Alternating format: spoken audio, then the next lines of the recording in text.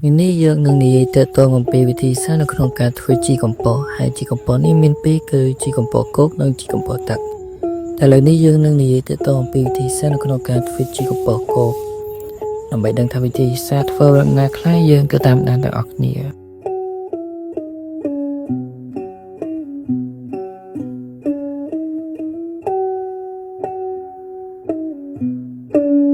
ដំបូងយើងត្រូវយល់ដឹងអំពីការជ្រើសរើសទីកន្លែងសម្រាប់ធ្វើជីកំប៉ុស្ត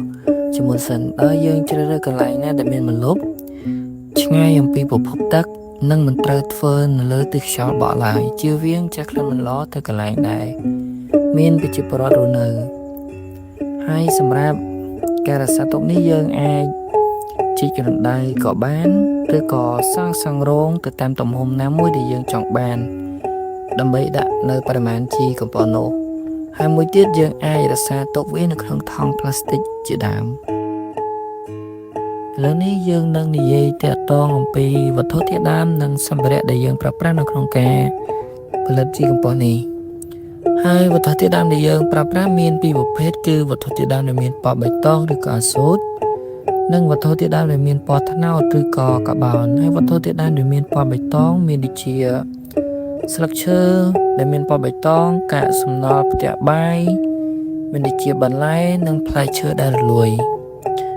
និងលាមកសត្វដូចជាលាមកមាន់និងលាមកគោជាដើមហើយវត្ថុធាតុដើមដែលមានពណ៌ត្នោតមានដូចជាចំបើងកំទេចមែកឈើតូចអាចរណាផែអង្កាមចំណងឈើស្នូលពោតនិងដើមពោតជាដើមឥឡូវនេះដើម្បីចង់ដឹងថាគេផលិតជីកំប៉ុស្តនេះដោយរបៀបណាហើយផ្សំបែបណាយើងនឹងទៅតាមដានទាំងអស់គ្នាហើយចំពោះវត្ថុធាតុដើមនិងសម្ភារៈគឺយើងមានបង្ហាញនៅក្នុងវីដេអូនេះស្រាប់ហើយចំពោះបរិមាណដែលយើងធ្វើនេះគ្រាន់តែជាការសាក់លបងតែប៉ុណ្ណោះហើយបងប្អូនក៏ដូចជាអ្នកនរគ្នាអាចធ្វើនៅក្នុងបរិមាណច្រើនជាងនេះឬក៏បរិមាណប៉ុណ្ណាក៏បានដែរឲ្យតែបងប្អូនចង់ធ្វើគឺអាចធ្វើបានមិនតម្រូវឲ្យធ្វើដូចតែក្នុងវីដេអូនេះទេគឺអាចធ្វើបានតាមចំនួនណាមួយដែលយើងចង់បានឥឡូវនេះដើម្បីចង់ដឹងថាគេផលិតជីកំប៉ុស្តនេះដោយរបៀបណាហើយផ្សំបែបណាយើងនឹងទៅតាមដានទាំងអស់គ្នាហើយចំពោះវត្ថុធាតុដើមនិងសម្ភារៈគឺយើងមានបង្ហាញនៅក្នុងវីដេអូនេះស្រាប់ហើយចំពោះបរិមាណដែលយើងធ្វើនេះគ្រាន់តែជាការសាក់លបងតែប៉ុណ្ណោះហើយបងប្អូនក៏ដូចជាអ្នកនរគ្នាអាចធ្វើនៅក្នុងបរិមាណច្រើនជាងនេះឬក៏បរិមាណប៉ុណ្ណាក៏បានដែរឲ្យតែបងប្អូនចង់ធ្វើគឺអាចធ្វើបានមិនតម្រូវឲ្យធ្វើដូចតែក្នុងវីដេអូនេះទេគឺអាចធ្វើបានតាមចំនួនណាមួយដែលយើងចង់បានក្រោយមកទៀតនៅពេលដែលយើងក្របវាទុកអស់រយៈពេល2ថ្ងៃហើយយើងចាប់ផ្ដើមបើកមាត់វាហើយលាយស្ករល្ងដោយយើងប្រើប្រាស់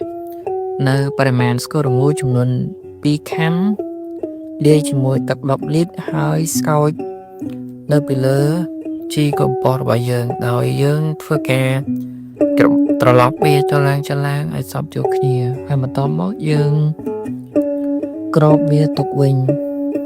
យើងធ្វើបែបនេះរៀងរាល់1សប្តាហ៍ម្ដងឬក៏2សប្តាហ៍ម្ដងហើយយើងដាក់ស្ករល្ងនេះគឺទី1ដើម្បីឲ្យជីកំប៉ុស្តរបស់យើងឆាប់កាច់និងបំបត្តិក្លិនកុំឲ្យវាស្អុយខាង